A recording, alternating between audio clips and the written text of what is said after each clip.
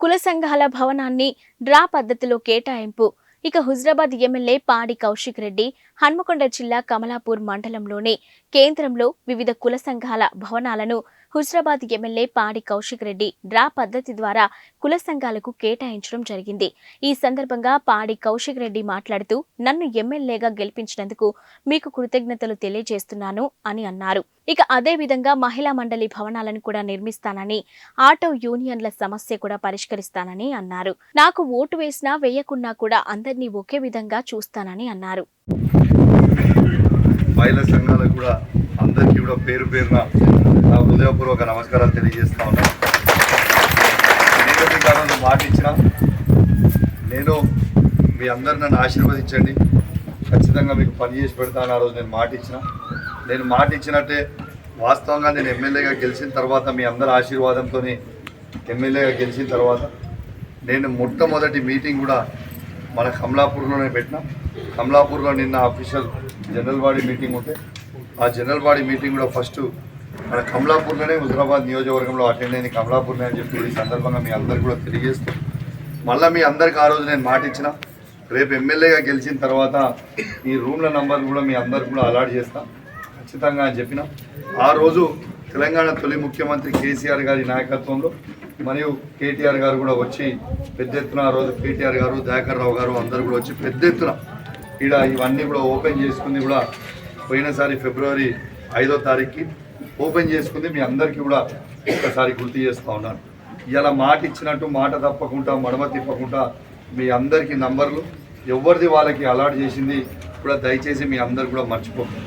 తప్పకుండా మీ అందరు కూడా చెప్తా ఉన్నా, మీ అందరికీ ఏ అవసరం ఉన్నా కౌశిక్ అన్నా అని పిలిస్తే చాలు, నేనున్నా అని మీకు ఖచ్చితంగా స్పందిస్తా.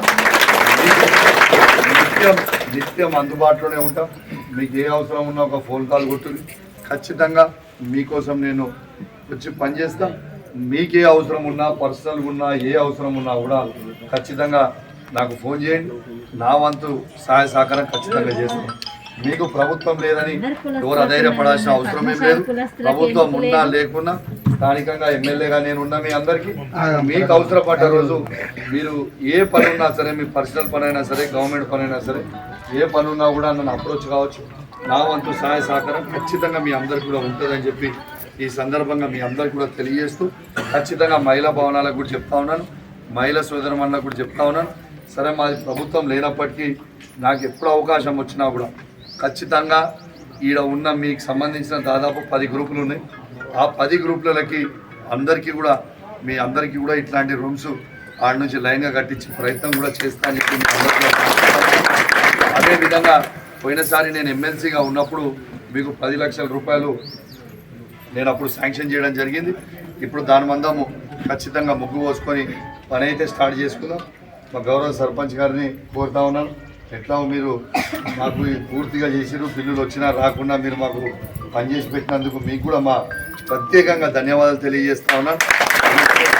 వాస్తవంగా దీన్ని మా ఉప సర్పంచ్ గారు ఇద్దరు కలిసి కట్టినప్పుడు తర్వాత మధ్యలో ఉప సర్పంచ్ గారిని డ్రాప్ చేసి సర్పంచ్ గారు నేనే కడతా అని చెప్పి డిసిషన్ తీసుకున్న తర్వాత సర్పంచ్ గారు కట్టి ఇప్పటిదాకా బిల్లు వచ్చినా రాకుండా పాపం తను పెట్టుబడి పెట్టి కట్టింది కూడా మీ అందరూ కూడా గుర్తుంచుకోవాలని మీ అందరూ కూడా విజ్ఞప్తి చేస్తూ, అదేవిధంగా ఉప సర్పంచ్ గారు కూడా పనిచేసారు, తను కూడా పనిచేసింది కూడా, తను కూడా ఇంకా బిల్స్ కూడా తీసుకోకుండా తను కూడా చేసింది ఉంది.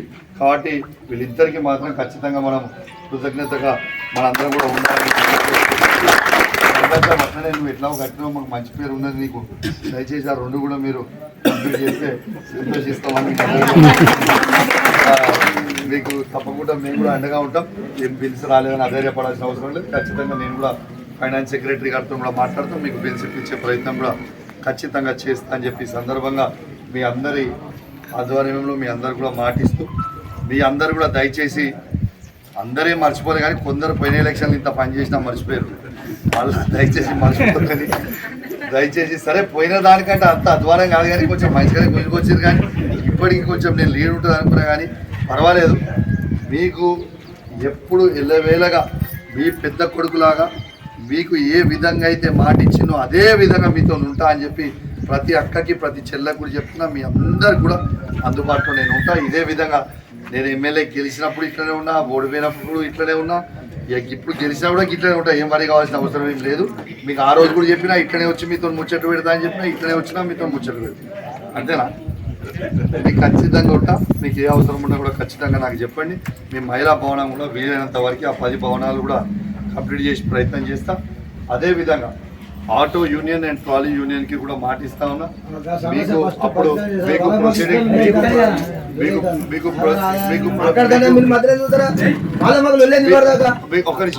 మీకు అరే జర ఆగే మీరు దయచేసి ఎవరు కూడా కొట్లాడ పెట్టుకోవద్దు.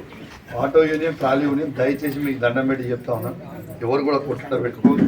ప్రొసీడింగ్ ప్రకారం ఇలా ఇద్దరికి షేర్ చేసుకోవడానికి అది ప్రొసీడింగ్స్ అట్లా ఉంది కాబట్టి అది నేను తయారు చేసిన ప్రొసీడింగ్ కాదు, నేను రాకంటే ముందే ఉండే ప్రొసీడింగ్ కాబట్టి ఆ ఇద్దరికి ఇలా అలవాటు చేసిన జరిగింది.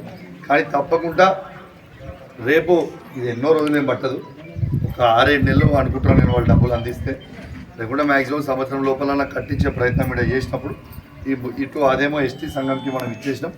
దాంతో ఇటు కట్టేటప్పుడు తప్పకుండా మీ దాంట్లో ఒకరికి అందులో ట్రాలీ యూనియన్కి కూడా ఆటో యూనియన్కి ఇస్తున్నాం కాబట్టి ఆ ట్రాలీ యూనియన్కి ఖచ్చితంగా ముందలు ఇస్తాం. కానీ అట్ ద సేమ్ టైం మీ అందరు కూడా క్లారిటీగా చెప్తా ఉన్నాను, దయచేసి ఎవరు కూడా లొల్లి పెట్టుకోవద్దు. ఆటో ఇప్పుడు కాదు, అయ్యే వారికి మాత్రం ఆటో యూనియన్ ట్రాలీ యూనియన్ రెండు ఇద్దరు కూడా ఎవరిలో ఒక డేట్ లేకుండా ఆ రూమ్ వాడుకోండి. రేపు ఫ్యూచర్లో ట్రాలీ యూనియన్కి ముందరలే కట్టిస్తా అన్న మాట కట్టించే బాధ్యత నాది.